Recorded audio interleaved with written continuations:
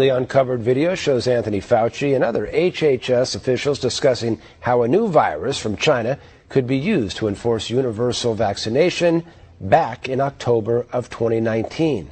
Here's One America's Pearson Sharp. As many of us have long suspected, this pandemic and all the resulting chaos was never about fighting a new virus and protecting public safety. This entire exercise has been a government-sanctioned effort to strip Americans of their rights and force us to follow their orders without question or else. You're not allowed to question or raise any objections, or the full weight of the federal government will come down on you, no exceptions. We're supposedly in the midst of the worst pandemic in the history of the world, where hospitals are overflowing with sick and dying patients. But yet at the same time, we can afford to fire hundreds of thousands of healthcare workers who refuse to take the experimental vaccine. Imagine that. And all to fight against the most dangerous virus humanity has ever faced, that you only have a 99.997% chance of surviving. It's so deadly, when you're diagnosed, doctors just tell you to go home and take Dayquil until it goes away. Clearly, something's not adding up, and many now believe it's because this entire situation may have been contrived from the very start. Footage has just been uncovered from a panel at the Milken Institute where the high prophet of pharma, the good doctor and dog murderer, Anthony Fauci, was discussing viruses with other officials from the Department of Health and Inhuman Services. In the video, Fauci complains that releasing a vaccine the proper way takes way too long, at least 10 years, he says, and how unfortunate it is that people don't take the regular flu seriously. The other officials agree and suggest blowing the system up and finding a new way to impose a universal flu vaccine. They noted that people would be reluctant to take that kind of vaccine when it hasn't been tried or tested. That's when another doctor, Rick Bright, also a member of the Rockefeller Foundation, proposed that they should disrupt the bureaucratic process somehow and cut through all the red tape using what he called an entity of excitement. And then Bright tops it all by suggesting, it's not too crazy to think there could be an outbreak of a novel avian flu virus from China, and they could then use that to make a global mRNA vaccine to be tested out on the public. And the best part of all of this happened in October of 2019. Watch it here for yourself. Why don't we blow this system up? I mean, obviously we can't just turn off the spigot on the system we have and then say, hey, everyone in the world should get this new vaccine we haven't given to anyone yet. But there must be some way that we grow vaccines mostly in eggs, the way we did in 1947. In order to make the transition from getting out of the tried and true egg growing, which we know gives us results that can be, beneficial. I mean, we've done well with that, to something that has to be much better.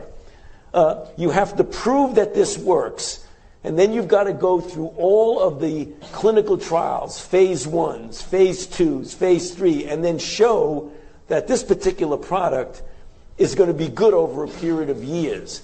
That alone, if it works perfectly, is going to take a decade. There might be a need or even an urgent call for an entity of excitement out there that's completely disruptive, that's not beholden to bureaucratic strings and processes. So we really do have a problem of how the world perceives influenza, and it's going to be very difficult to change that unless you do it from within and say, I don't care what your perception is, we're going to address the problem in a disruptive way and in an iterative way, because you do need both. But it is not too crazy to think that an outbreak of a novel avian virus could occur in China somewhere. We could get the RNA sequence from that, beam it to a number of regional centers, if not local, if not even in your home at some point, and print those vaccines on a patch and self-administer. It's hard to misinterpret what's being said here. They're essentially outlining the pandemic. Everything we've seen from the last year and a half described right here in this video before it happened. And this isn't the first time Fauci has gone on the record to apparently broadcast his intentions about the pandemic. Back when President Trump first took office, Fauci came out with a suspiciously prescient prediction that a major viral pandemic will strike the United States during Trump's administration.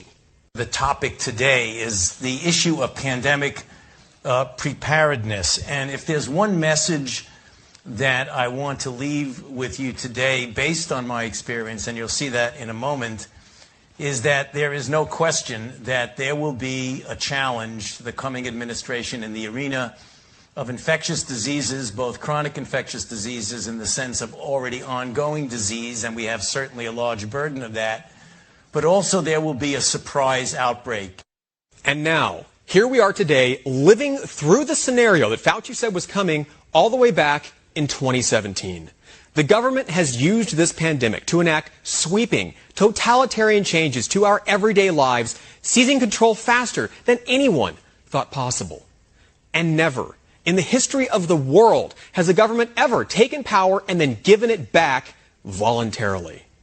And while China gains strength, Taliban terrorists take over countries, our border collapses amid a flood of millions of third world illegal opportunists, inflation skyrockets, and the supply chain dries up, we're being threatened with even more restrictions of our rights if we don't comply with the tyrannical vaccine mandates.